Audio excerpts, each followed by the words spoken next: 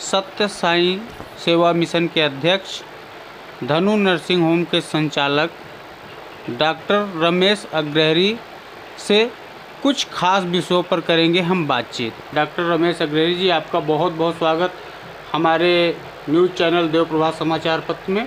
बहुत बहुत धन्यवाद।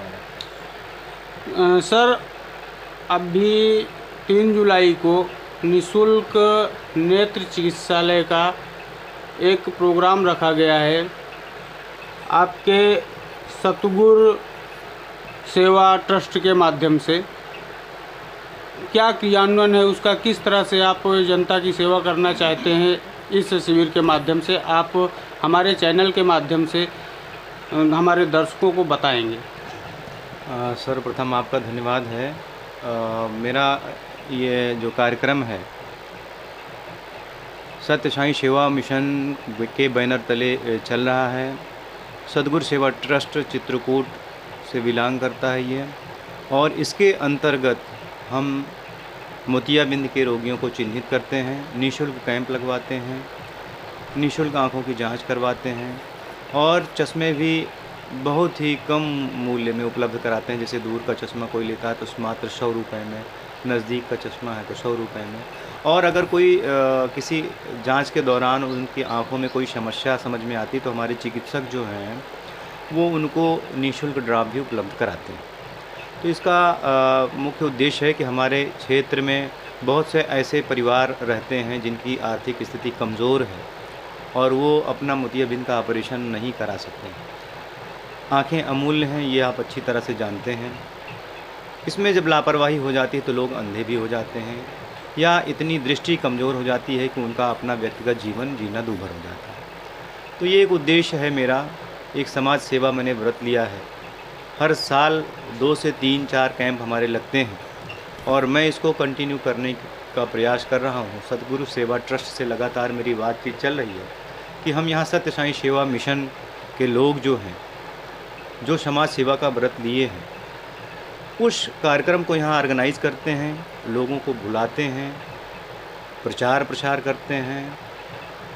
जो लोग आते हैं उनकी पूरी व्यवस्था हमें देखनी होती है, चिन्हित रोगियों का देखभाल करना होता है। हमारे एक चिकित्सक भी आते हैं प्रतापगढ़ से, वो प्रतिदिन यहाँ उपलब्ध हैं। वो भी जो है हमेशा निःशुल्क रोगियों को चिन्हित करके हमें बताते हैं कि ये मोतियाबिंद के रोगी हैं, इनको कैंप में आप ऑपरेट करवा सकते। तो कुल मिला के समाज सेवा मेरा व्रत है और भी योजनाएं हैं मेरी भविष्य में, वो क्रियान्वयन होना है। जैसे मेरा भविष्य का जो कार्यक्रम है बहुत जल्द ही हो सकता है कि हम अपने मिशन के माध्यम से उसको समाज में लावेंगे और उसको थोड़े दिन में मैं आप लोगों तक बताऊंगा कि मेरी योजना क्या है। हमारे चैनल के माध्यम से आप अपनी योजना के बारे में क्या हमारे दर्शकों को कुछ बताना चाहते हैं? किस तरह की सोच आप रखते हैं समाज के प्रति, क्या आप करना चाहते हैं, आपकी व्यक्तिगत राय क्या है? हमारे चैनल के माध्यम से आप दर्शकों को अपने आगामी योजना के बारे में परिचित कराएंगे।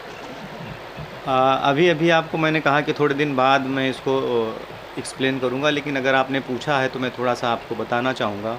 भविष्य की जो मेरी योजना है, बहुत सारे असहाय लोग हैं, तो एक विधवा, वृद्धा और असहाय लोगों का एक आश्रम जैसा एक व्यवस्था हमें बनानी है यहाँ पर।